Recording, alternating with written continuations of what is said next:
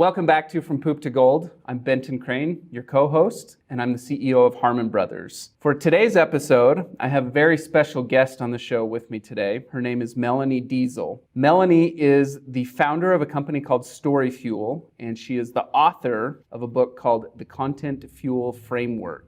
This is an interview that I'm really excited about. I had the opportunity to share the stage with Melanie at a conference in Asheville, North Carolina, and so I had a chance to hear her speak and talk about what she does and how she helps content creators, companies, influencers, any storyteller essentially. And so I'm really excited to have Melanie on to both share what she does and how she does it, and also to talk to us about her Poop to Gold journey. So welcome to the show, Melanie.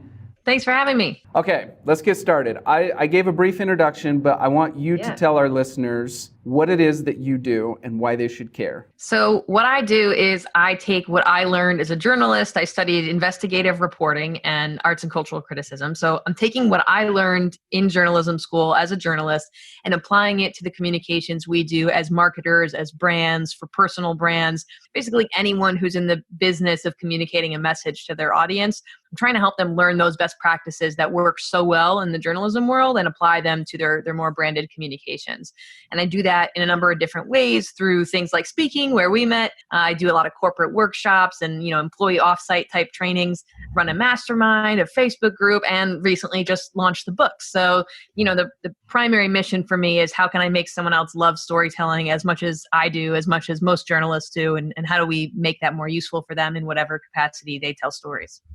That's awesome. One of the things that that you said that really, really connected with me was this idea that as storytellers and as content creators, there's kind of this never-ending need for more quote-unquote content, right? We need to be posting to the different social channels. We need to make sure that we're staying in touch with our audience and building our audience and all of those things. And so sometimes there can be this kind of never-ending and overwhelming feeling of like, I don't know what to say next. Like, I feel like I've already said everything that I have to say. And you've essentially built a framework that provides guidance and structure around how to know what to say next and kind of how to be able to fill that never-ending need. Can you kind of give us a brief overview of that framework? Yeah. So the framework actually came from, like I said, my background is as a journalist, and you never expect to be done creating content as a journalist. Like there's always something new to put on the website, or the paper's coming out tomorrow, the magazine's coming out next week. You always have to have more ideas.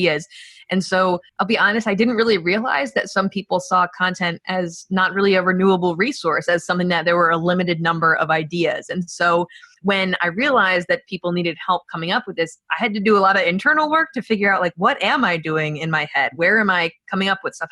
What system do I actually use? And that's what the Content Fuel Framework was me unpacking that system. And what I realized is I was first trying to figure out, what is this story about? What are we going to create content about? And then I was figuring out what's the best format to bring that to life. And so the more you have this sort of inventory of potential focuses, potential things you can create content about, those lenses you can use, and the more formats you have in that arsenal, it creates an almost infinite number of combinations for any possible story you want to tell. So, some of the examples in the book, I have these little like cheat sheets of everything that's in the book here.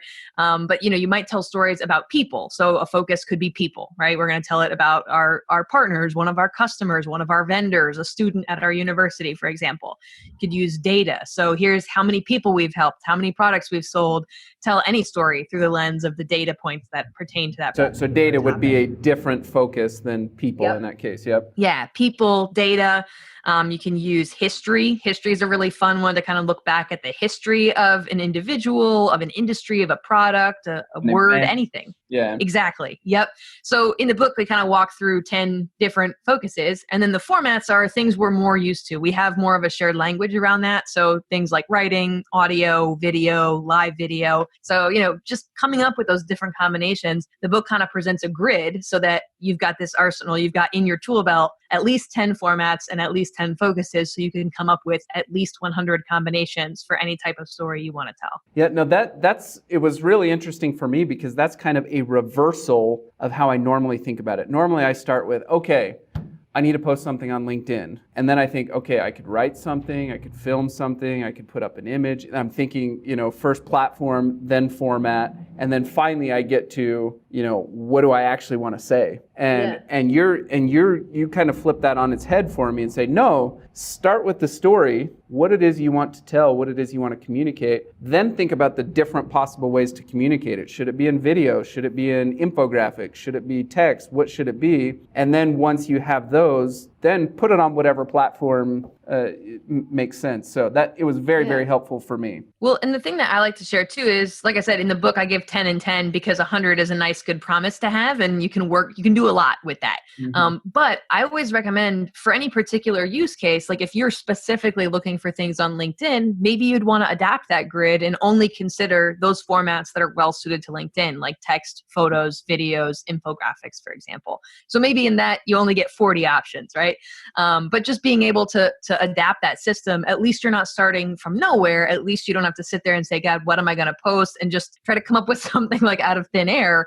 You've got sort of prompts that you can use to come up with something. Awesome. All right, Melanie, let's shift gears. I want to dive into your Poop to Gold journey. That's what this podcast is all about. So take us back and tell us about this journey that you went on to end up where you're at today. And what we're really looking for is every single successful person on earth has kind of that moment, we call it the poop moment, where you're kind of hitting rock bottom, things are seeming insurmountable, you're questioning your sanity, you're questioning your abilities. Take us back to that moment. Yeah. So when I graduated from undergraduate school, I had studied journalism, like I said, investigative reporting. I really wanted to be like this hard-hitting, in-depth reporter, the kind that the Spotlight movie was made of. Like I wanted to work on projects for a really long time and uncover injustice. I graduated and there were no jobs. Like these are the first teams that get cut when there's a shortage of budget and newsrooms were downsizing. So I was like, great. After struggling, doing some odd journalism jobs, I went back to graduate school thinking, okay, if this investigative thing isn't going to work out, then I need to go and study something else. I studied arts and cultural criticism because I figured that was the opposite end of the spectrum. I graduated and newsrooms were downsizing further and all the arts teams were getting cut. So I actually had interviewed for an arts editor job, and in between the time when I interviewed and when they called me, the department was eliminated. So I interviewed for a job that didn't exist. Now was this in conjunction with like the Great Recession or something? Why was everyone downsizing? Exactly. So it was in conjunction with a lot of media factors as well, as everyone kind of moved online. This was like 10 or so years ago. All the teams were downsizing. There were a lot less resources. Traditional media space. Got it. Okay. Exactly. Yeah. So there weren't a lot of journalism jobs out there. And I, for whatever reason, seem to have picked the two least employable versions of a journalism degree. So I was like really in a rough spot. And, I had now invested a lot in myself. I believe so fully in the power of storytelling. That's really what I wanted to share with people. And I couldn't get a dang job anywhere. I was so frustrated. And, I was working with recruiters. I was going on interviews after interviews. I remember one time I got an interview out of state and I literally flew there, did an interview, and then flew home because I was still doing another odd job on the side.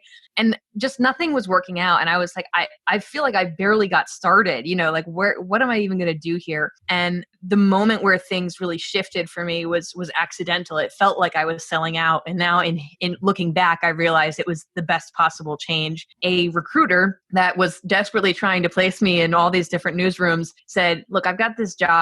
It's not exactly what you're looking for. It's in brand storytelling, but you'll still get to write stuff. You'll still get to interview people. It might be kind of good, at least in the interim. At least it'll get you to New York, which is what you wanted. And, you can hang there for a bit. And this was the biggest unexpected gift I ever could have gotten, because that's what got me into where I am today. I never could have picked this industry. I never would have known that it was a thing, right? Content marketing wasn't quite the buzzword then that it is now.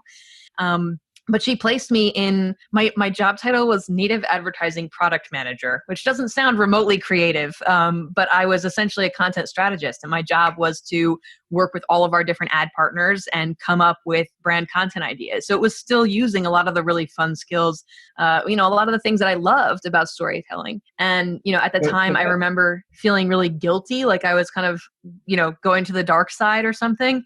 But it really was the best move that I made, for sure. So that that was actually a really forward-looking company because, Gary Vee has done a great job of kind of popularizing this idea that any company needs to be a media organization. Yeah. But, just a few short years ago, that was not widely understood at all. And so the fact that you ended up in an organization that was actually leaning into that and hiring you to help with that, what a blessing in disguise. That's awesome. Yeah. Well, and the cool thing is I actually got placed with a publisher. So I was at the Huffington Post, and I was sort of the representative in-house at Huffington Post, helping all the different brands and advertisers create their content. They would sort of, have us create it for them. Mm-hmm. And so what was really cool about that is I got experience with a lot of different brands. And so over the course of my time there, I worked with Goldman Sachs, Johnson & Johnson, Paramount Pictures, Chipotle. Like, I worked with so many different brands and brand categories. Having not come from an advertising or branding background, that was like trial by fire. It was like a baptism by fire. I learned all the different hangups of the different industries, the different things that they were concerned about. I worked with so many amazing agencies. And after that, I moved to the New York Times, doing a very similar role as the first editor of brand content there. And again, got to work with so many awesome and amazing brands. I feel like it gave me the kind of experience. Maybe I should have studied advertising, instead of journalism.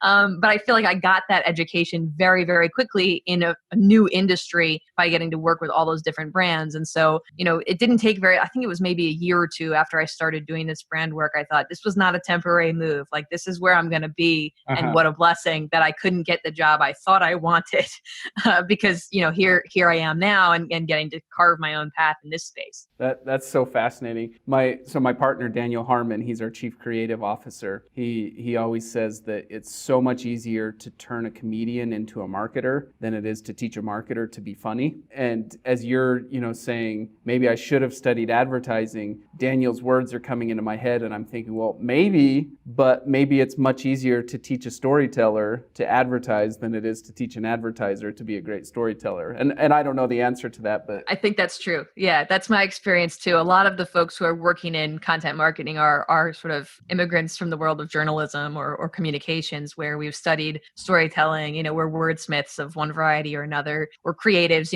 folks who are coming from filmmaking and now making brand films. And I think that a lot of it is instinct, and you can't always explain why something is good or why it's compelling. You can't always articulate it, and therefore it's really difficult to teach. Whereas a lot of the marketing stuff, it's backed up by data. There's case studies. It's a lot easier to teach, I think. Yep. Okay, so back to your story. So you end up with this blessing in disguise. You end up in this role. You learn content marketing. Yeah. Now take us through, how do you go from that to branching out on your own and launching your own company, your own book? Now you have your own clients. Yeah. Now you speak on stages all over the country. How does that transition happen? So what I found is I was being brought in, as you said, luckily I did study journalism, because I came to realize that was the value that I was bringing to these companies. They would bring me into their advertising team, their marketing team, have me create a mini newsroom that could create branded content. And then very quickly I noticed at around the 10, 12 month mark,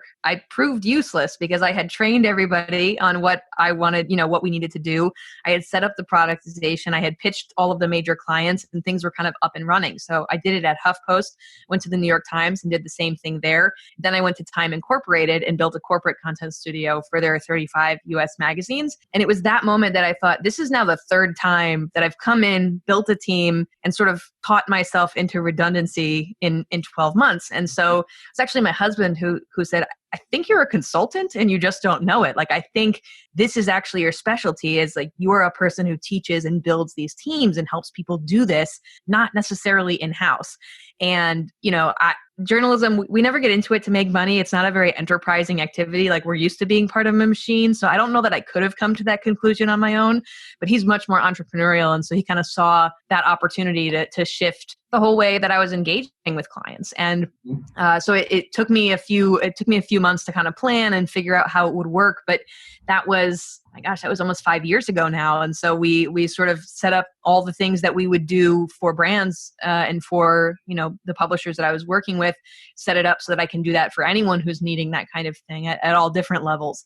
And that's how we ended up, the book was something I wanted to do for a long time, because I know that a lot of the work that I'm doing now is trainings and conferences, and that's not accessible to everyone, to many small businesses or individuals, entrepreneurs. So I wanted to make sure that I had something, my goal really is to reach as many people as possible and help them, learn from this. So to be able to have the book and make something so accessible, so easy to distribute for anyone, I think is what made me super happy. Okay, Melanie, so you talked about focus and framework, but let's imagine you choose one of the several focuses. Is that the word? Focuses? Yeah. Focuses. So let's say you hone in on one, and let's say you choose people. I want to hear your thinking around how the story develops, and how do you go from just, hey, I want to tell a story about this person, to, okay, here is how the actual story unfolds. Can you talk us through that process? Yeah. Well, there's a lot of different structures you can take when telling a story. And I think